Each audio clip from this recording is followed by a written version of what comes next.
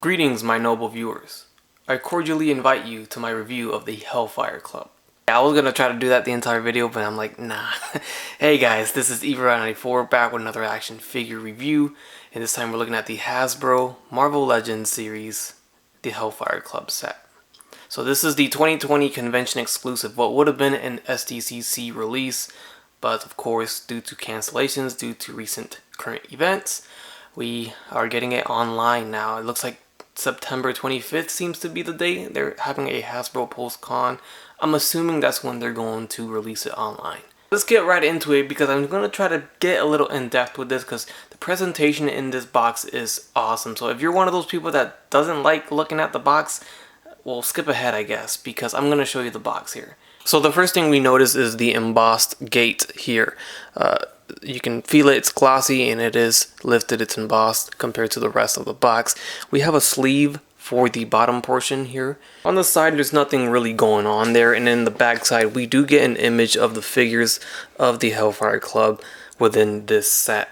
Up top we have Hellfire Club, and down below we have Sebastian Shaw assembles the Hellfire Club, a vicious syndicate bent on economic power and ruthless political domination. And then obviously, as you can see, we have Pierce, Emma Frost, Shaw, and Jean Grey. So as I mentioned, we do get a sleeve, and the sleeve is easy to remove. Once removed, that allows you to open up the box, and it is Velcroed on the very front.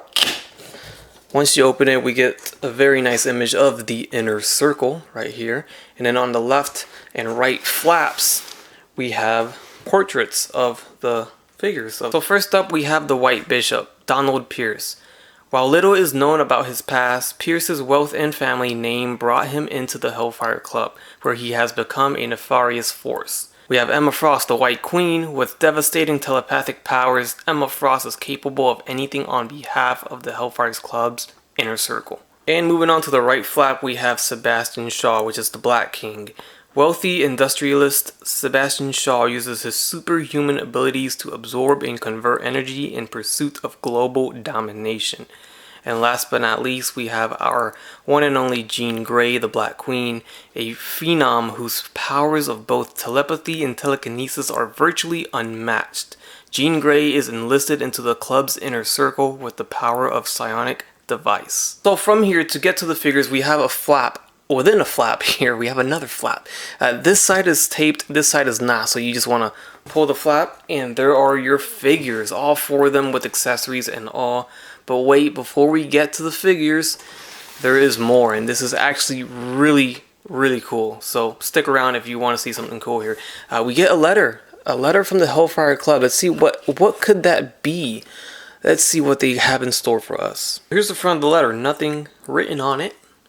On the back we have a Hellfire Club sealing wax that sealed the letter, so we're going to open that and let's see what they have for us. So we have, it looks like we have an invitation. Manhattan, New York, dear friend, you are cordially invited to the ranks of a society with a most exclusive membership. Entry into this organization has always been a matter of nobility, but a select few have ascended on the shoulders of sheer prestige and influence. It is to the latter group that you belong. In brief, your reputation precedes you. Inquiries have been made. A plan has been set in motion. The express benefits of membership are many, although their cost is high.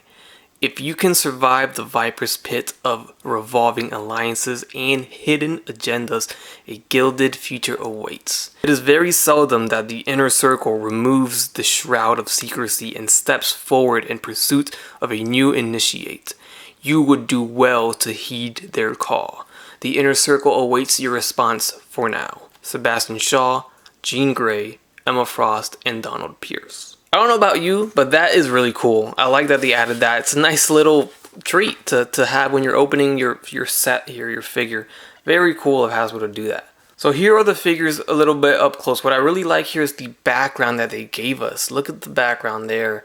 Very cool. We have Jean Grey over here. We have, looks like we have some accessories. We have a Magneto helmet. We have a Wolverine cowl there. There's a book. There is Sebastian Shaw, Emma Frost, and Donald Pierce. And then on the right side, which you can't see right now, but we have all the hands, alternate hands and weapons that they come with. You didn't click on this video to know the backstory of all the characters, the biography and their life stories. You're here to see the actual product in the action figures and what they come with.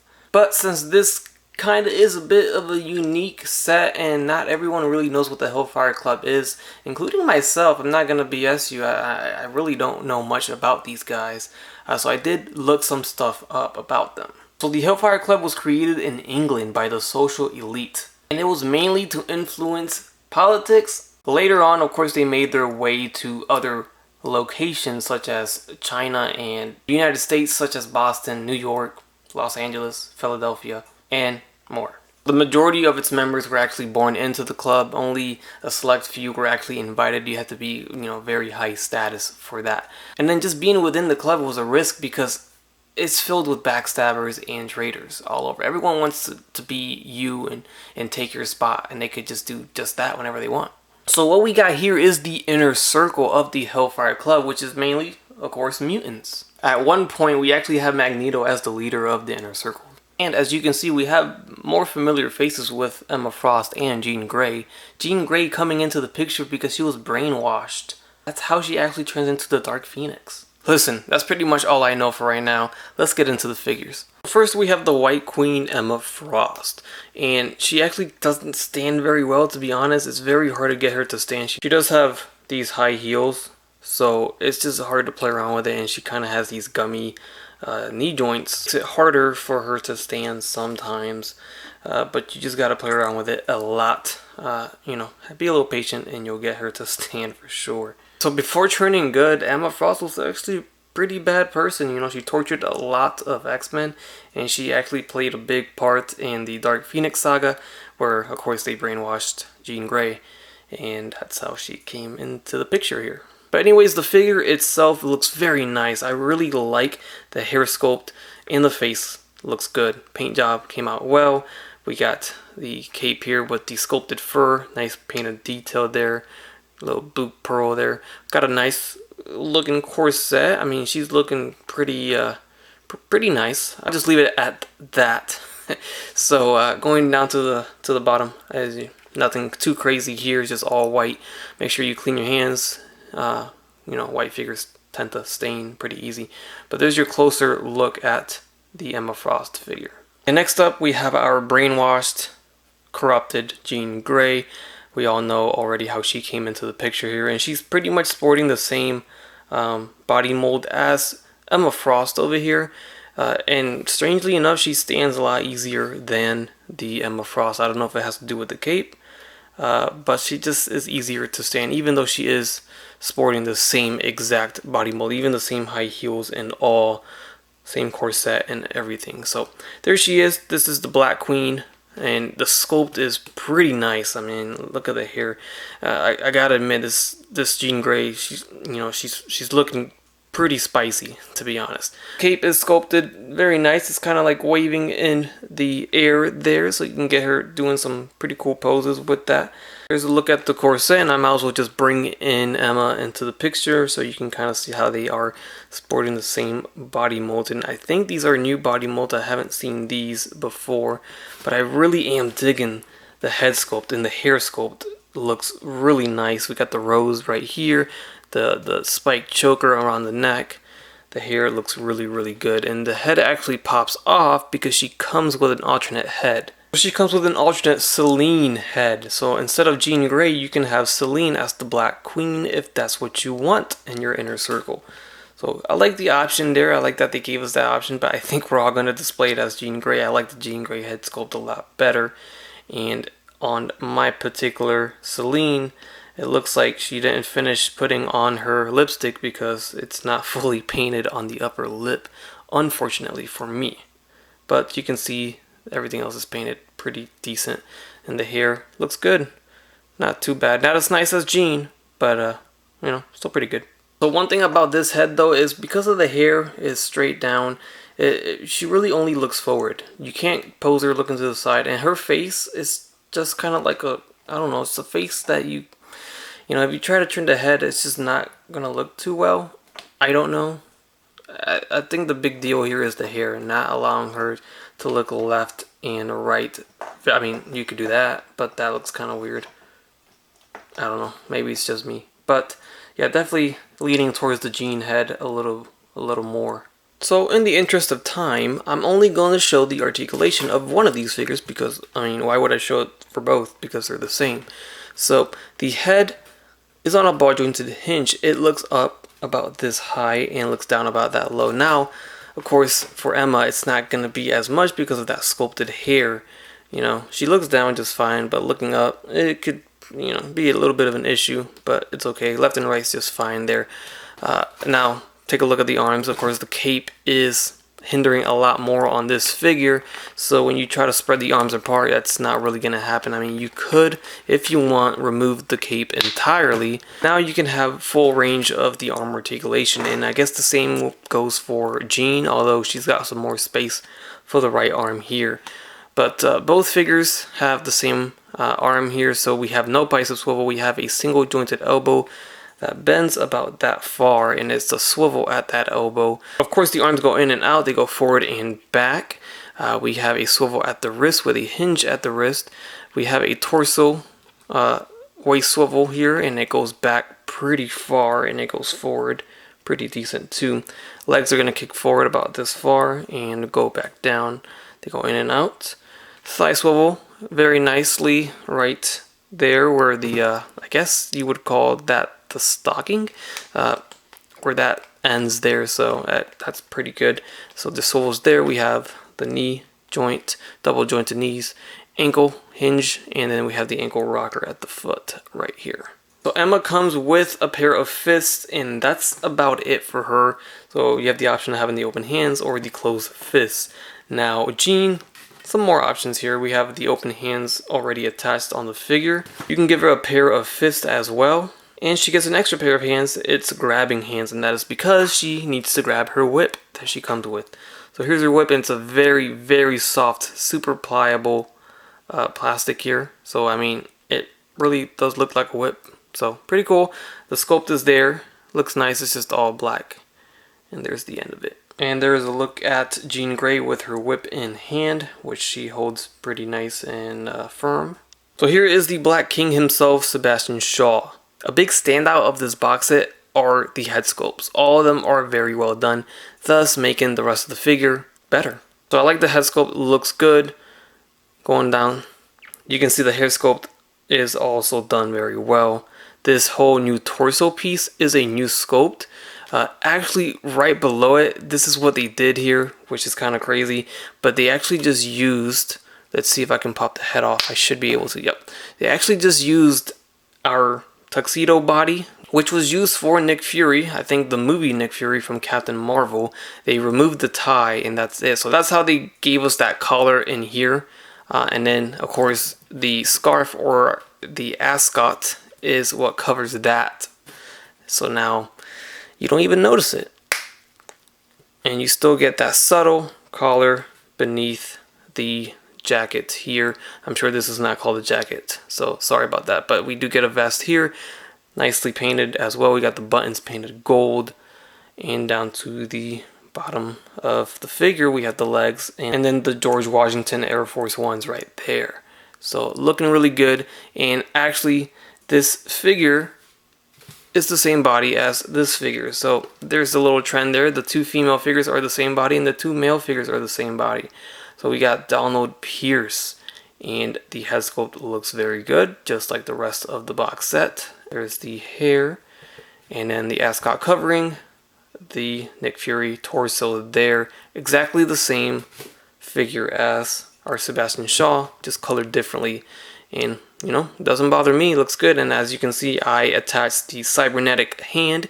He does come with cybernetic cyborg hands, so you can pose him with these on if you want to make him, you know, seem like he tore his skin off and he's got his cyborg hands, since Donald Pierce is a cyborg, part of the Reavers. That's pretty cool that we get that option. And he is actually sporting the Alexander Hamilton 11s. So I'll go ahead and do the articulation with kind of both of them showing. I mean, they're pretty much going to be the same here, but the head goes up about this high on him because he's got that little ponytail in the back. For Pierce over here, he does look up a little bit further. The ascot kind of gets lifted in the process, so you know there's that. But you do get more range with Pierce. You get the head tilts there, left and right. You can kind of get head tilts with Shaw, but not really. Left and right on the head, just fine. We got the arms going forward and back, in and out, and then the bicep swivels, the double jointed elbows, they're not pinless, and then we have swivel at the wrist with a hinge, and we get these cuffs here. These are actually a separate piece. Look at that. So they kind of, I think they just reused the suited body arms and just put these over it, and hey, that doesn't bother me. These things are easier to take off. Okay, there you go. So, you know, it makes it look a little enlarged. Yeah, I mean, now that you really look at it, but I don't mind it at all. It was their way of not sculpting a whole new arm. I guess it just saved them a little bit of money there, and it doesn't bother me at all. Same thing here for Mr. Pierce. Yeah, that's cool. The legs are gonna kick forward, just like that. And I noticed that they printed the serial number and the, you know, all the markings, and they sculpted it instead of I said that wrong. They sculpted it instead of printing it like they've been doing it. So it's not white and standing out. It's kind of blended in with the plastic like they used to do. So hey, that's a step forward, right? I think they should just put it at the bottom of the foot, but at least it's not so noticeable anymore. Alright, legs go in and out. We have thigh swivels, double jointed knees. We have a shin swivel right there conveniently, right where the sock tops off. And then the ankles go forward and back, and then get the ankle rocker right there. We get a book, Hellfire Club book, and this is the same sculpted book that we got with our Beast, our gray Beast figure. You can even see the indentation there where the Beast hand would hold the book. But that doesn't really bother me too much. On the other side, we get the Hellfire Club logo actually printed on there. Colored, printed print. It's not a sticker, it's just a print, which is kind of odd seeing that. So, hey, looks cool. Looks clean. I'll take it. So there's that. Yeah, I guess you can have that with Shaw. And he comes with some weapons that we've seen before. These are reused. Not a big deal. They're all black. I think these were used with, I want to say, the comic book Domino figure. I don't know. These do look familiar. I could be wrong though. But there's these if you want him to wield those guns, and he can actually wield it with his right hand, although it's not a full trigger finger there. Kind of weird that he comes with these and it doesn't have a full trigger finger, but it still works because the gun allows him to. It's not like a traditional pistol trigger there. It's kind of all one grip, so that works out. And there's a look at Shaw with the book in hand, and he holds it pretty nice and naturally with those two open hands that he comes with. Looks nice. I kind of wish he came with maybe some wine glasses that they could hold, both Pierce and Shaw. Would have been cool. And that's it for him. He doesn't have alternate hands, although since it is the same buck as the Donald Pierce, and Donald Pierce comes with alternate hands, which are fisted. So, I mean, he's got the cybernetic hands right here, and there's the other one, and he comes with the open hand, just like Shaw, exactly the same, and then he comes with the same open left hand that Shaw comes with, but he also comes with a pair of fists. Shaw does not come with those, but you can easily apply those to Sebastian Shaw if you want to, because it's the same exact body mold. Now lastly, we get a few more extra pieces. We get a Wolverine mask, and we also do get the Magneto helmet too. So pretty cool. So for size comparisons, I'm going to throw in just X-Men figures. So I'll start it off with Magneto and Cyclops. And here we have Bishop and Psylocke. This Psylocke not being the new one from the Nimrod 3-pack. This is the one that came from the Apocalypse Build-A-Figure wave. So this is more of a classic X-Men Psylocke. And next to two figures I really like a lot, the Mystique and Mr. Sinister. I'll go ahead and put Mystique back into the picture here, together next to the Emma Frost and Jean Grey. Remove the capes, not because of what you're thinking, but to get them closer together. The capes would prevent the symmetry here. Whatever. Rogue is on the left side. This is the Rogue from the Pyro 2-pack that I recently reviewed, so check that out if you missed out. And speaking of Pyro, there he is, just for the heck of it. And I'll throw in a Jean Grey. This is the Jim Lee version of Jean Grey, just to get another Jean Grey next to our Black Queen Jean Grey. I know I have the Dark Phoenix figure somewhere and I can't find it. It's kind of bugging me right now. So this is what I call a perfect exclusive release for San Diego Comic-Con, for an event exclusive box set.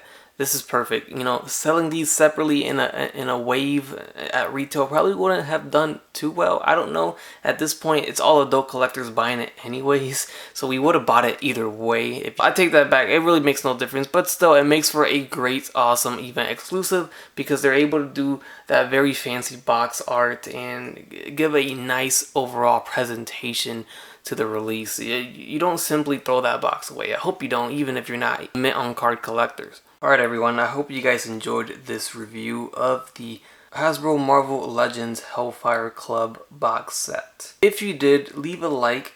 Remember, the inner circle awaits your response, so make sure you give it to them in the comments below. Subscribe if you haven't done so already, and as always, have a great day. Bye. That's crispy.